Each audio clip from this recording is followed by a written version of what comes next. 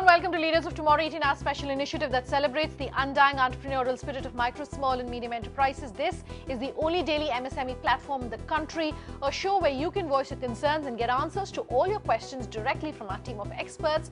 We understand the issues that you, the MSME entrepreneur, face, and the show aims to bring you the most relevant and the most updated information on everything related to your businesses. Tonight, we're taking in all of your questions, and to answer that, we have with us in studio Vishal Thakkar. He's the Director of SME Consulting.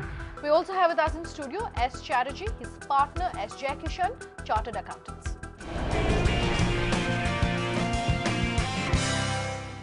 All right then, let's kick this show off with a call that's coming to us from the line of Aliza Khan. Aliza?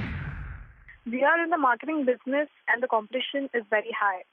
So again, we have to be competitive. In this scenario, we are not able to be up to date on our business opportunities and are facing a lot of losses because of this. So obviously, we are looking for a proper logical solution to face competition. Mr. Chatterjee, since you're joining us on the show for the first time, would you want to start by telling Aliza what, in your opinion, you think possibly should be a response to her? Well, I feel the proper logical solution is required in this. The few steps are required to analyze what is the specialty of the business and what difference you have with your competitor. Then they assess the loss you have made in the market. Do something extra which the customer will second time thought about you. Like this, that you have a delivery pattern different, delivery in the odd times, you do this affordable discount, etc. Sure. Then is it teamwork. I feel that alone the marketing is not that, the entire teamwork which can work, meaning thereby that also you have to see on cost portion. Sure. How you can cut down your cost portion, you can save in your fixed cost, etc. Sure. Okay. Then so combination of multiple factors, you're saying, Yeah. essentially. Do you want to add to that? Yes. See, in marketing business, marketing essentially is very, very competitive. There are 2 points that I would like to add. One is that, in a competitive business like marketing, innovation always helps. These days, there are so many new innovative techniques available of marketing. If Aliza is able to showcase the value differentiator compared to her competitors, to the clients, and a second point which I wanted to add was that there is a concept which clients these days prefer called ROI based marketing. Sure. So if they are able to bring out the ROI based marketing tools to the customers and spell out the value differentiators, in that event, even if they are priced slightly higher than their competition, the clients won't mind paying. Sure. So it's all about showcasing the right value. And I would agree with him when we say that she needs to relook at her cost structure and bring down her fixed cost if possible. Okay. Aliza, trust that answers your question. Thanks for calling in. With that, let's take our next query, and this is coming to us via email from Timir Shah. Timir has written in to us to say that he runs an IT infrastructure automation firm and that he's facing several issues.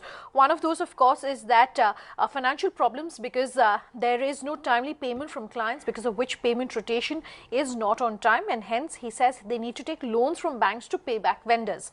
Therefore, they're not able to generate business and productivity on a large scale.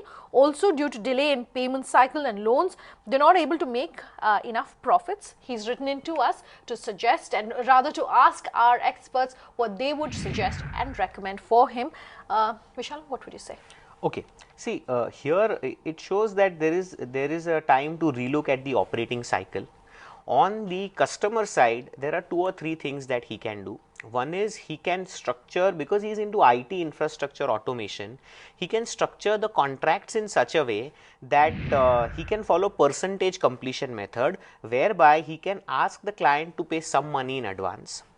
Point number 2, he can incentivize the client by offering cash discount whenever the client's due date is coming. Point number 3, on the vendor payment side, he needs to align his vendor payment cycle to his customer receipt cycle, and probably also he can explore certain banking products which can offer him very flexible finance as and when he needs to bring down his overall interest cost.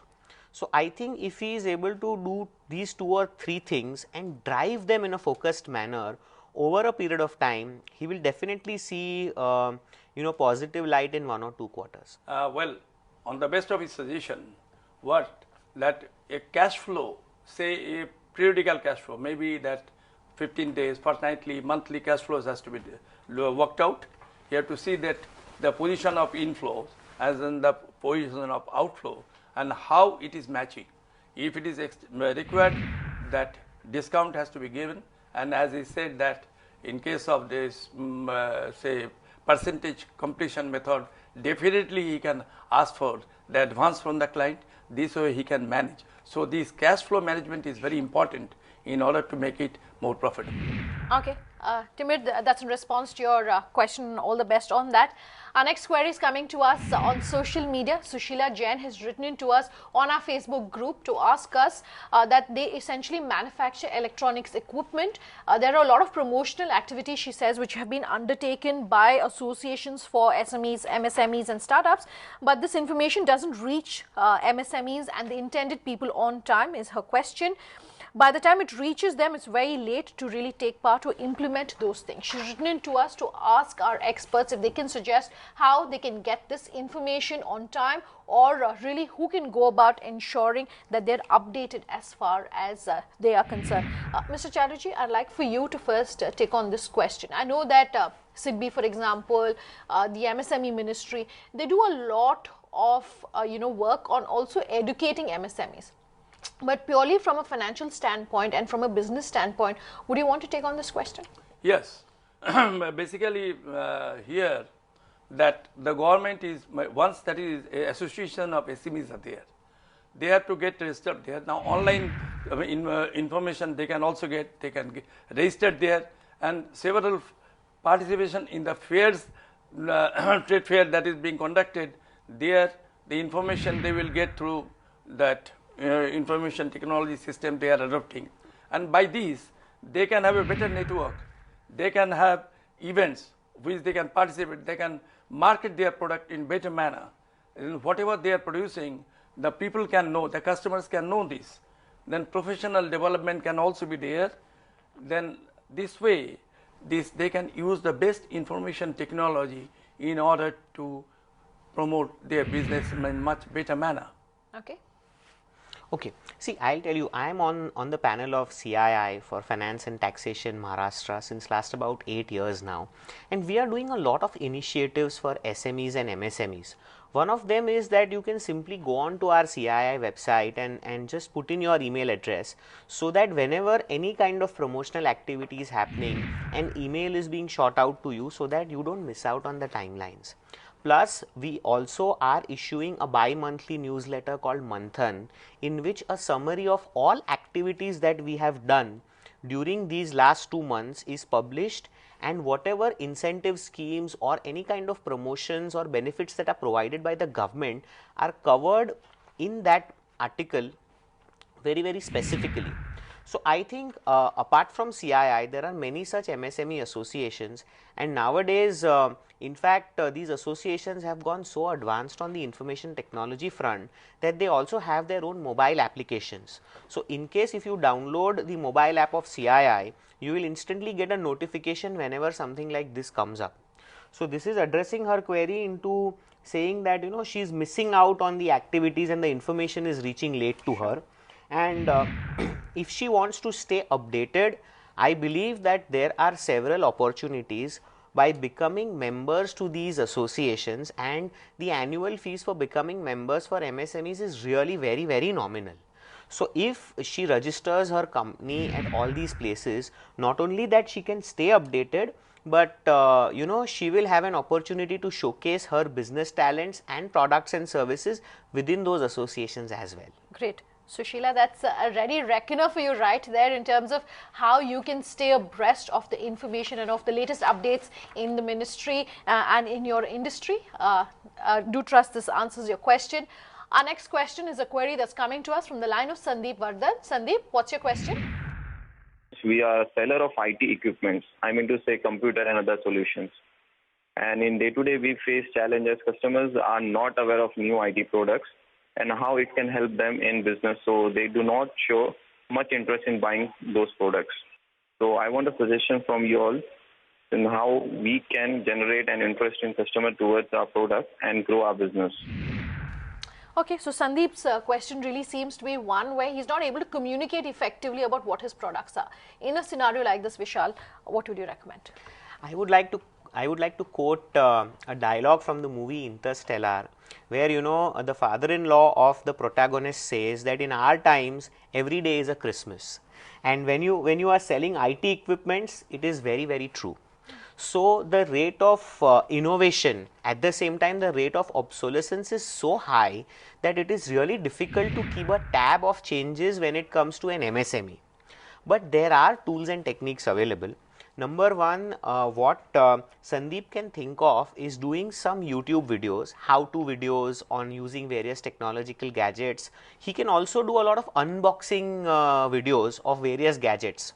These days the youngsters and even the clients would like to prefer understanding a technology before kind of investing money into that. So I think ideally if he can demonstrate it through videos, and then if he can make those videos viral amongst his clients, then there is a very high chance that he will portray himself to be a leader in the technology front, and his clients will always look forward to him and his next video that, hey, what is the next new thing coming up, can you send us one link? Okay, sure. That's a very innovative way of ensuring that you're connecting with your audience. Gentlemen, let's take a very quick break at this point, but we'll continue answering all your queries on the other side. Just stay tuned.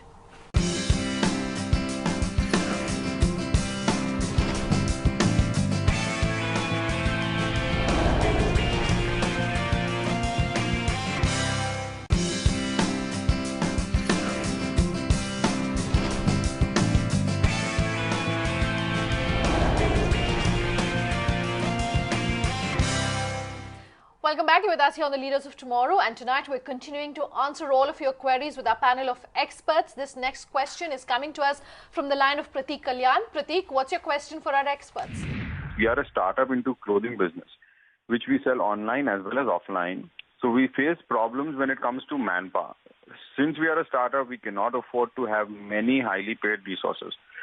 So is there an alternative from where we can get good resources but at a less pay, or also any other medium which we can use that will not require much resources?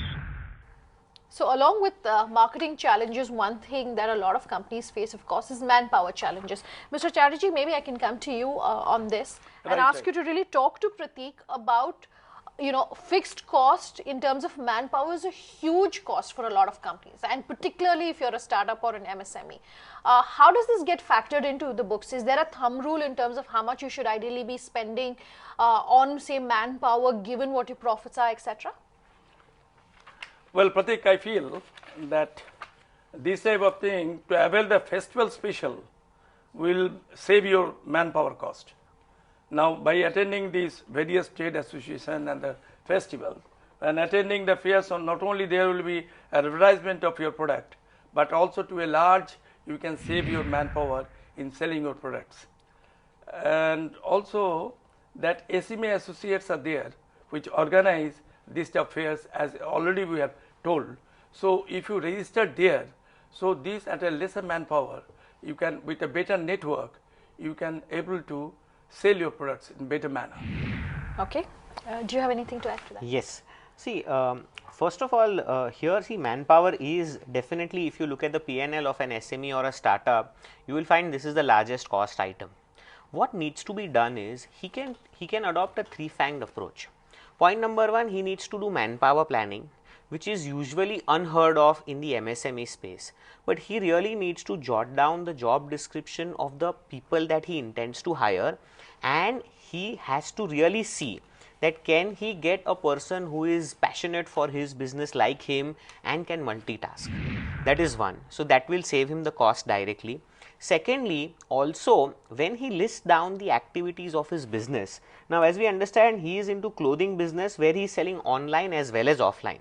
So for him, there is a possibility of automating his certain tasks on the sales side, like getting a very good CRM, which today in today's time is available. Even there are so many free CRMs available on the internet which he can use. So it can again bring down his manpower cost if he can automate certain tasks. And the last and the third point which I would like to say is that he can also look at outsourcing certain activities. Like for example, there are specialist delivery companies which operate only in the e-commerce delivery space. So if he can partner with one or two of them, so what happens is that on the logistics side, his manpower investment would again go down. So I think to summarize, these 3 points can help him a lot.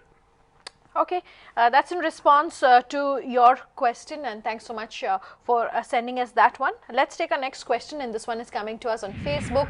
Satish Koganti has written in to us to say that they are an IT firm and provide solution-oriented IT for businesses of all sizes, and when they approach banks and other financial institutions asking for finance, Satish says there's a long procedure which they need to follow, and they ask a lot of questions in terms of why they need so much finance, what their company does, how they would invest this money, and what are some of the future ideas that this business has. He's written in to us to ask our experts that this is a major challenge as they are unable to answer some of these questions, and wants to know how they can answer them in such a way so as to secure funding. Mr. Chatterjee, right up your alley.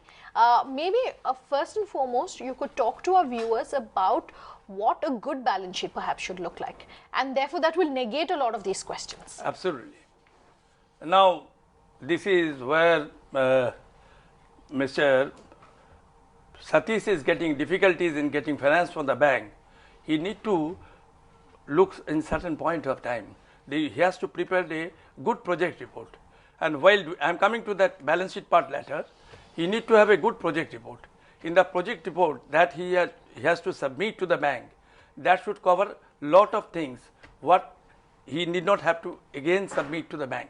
The firstly, he has to give an introduction about his own organization, his own business. There he has to give some introduction about the proprietor. Then he has to give the process, what he is processing there. Fourth is this, that he has to give a means of finance. See, he has to determine the cost of the project, and there how much he expects from the bank or financial institution, how much he is going to contribute himself. That is called means of finance.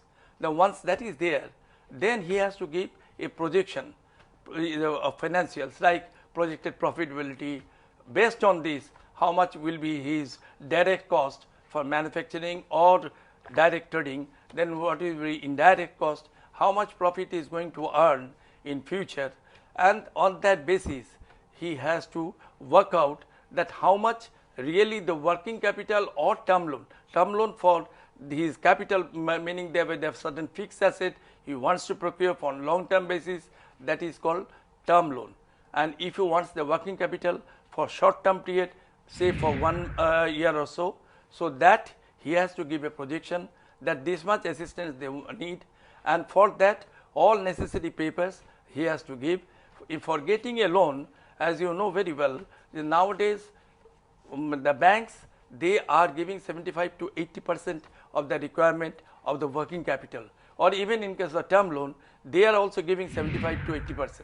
So balance 20% has to be given, but at the same time there are two types of things are there. One is called primary security, another is called collateral security. If he is asking for some capital asset he has to purchase for his business, that is he has to go for the term loan, and there the primary security will be, say the plant he is purchasing, the primary security will be the plant, but next to that he has to give some collateral security.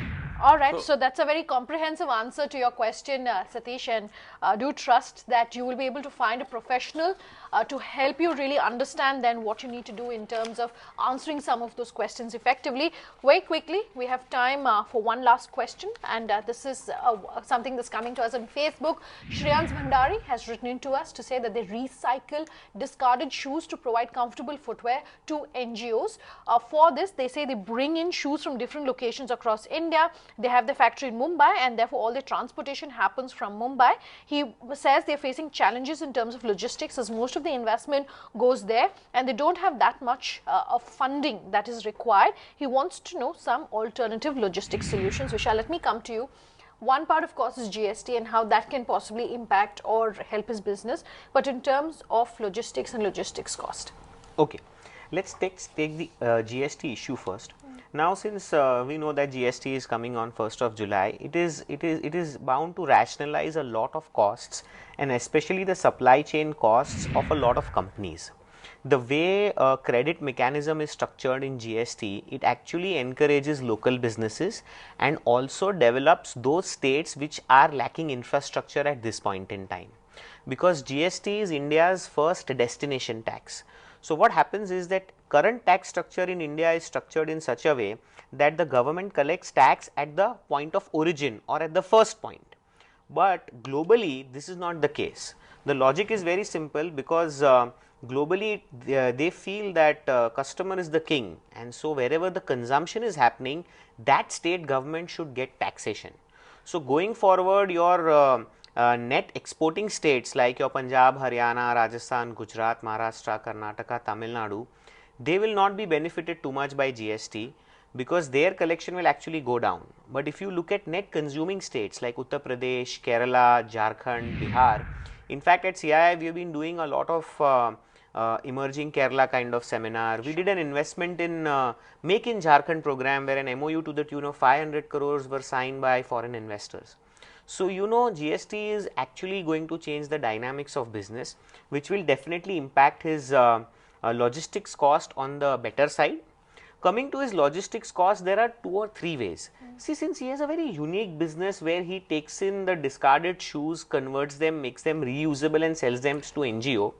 So there is one part of CSR activity also which is involved in his business. So what he can do is, he can, whenever he is procuring, he can showcase his business as one of the social impacting business and can ask his supplier to work out a better deal.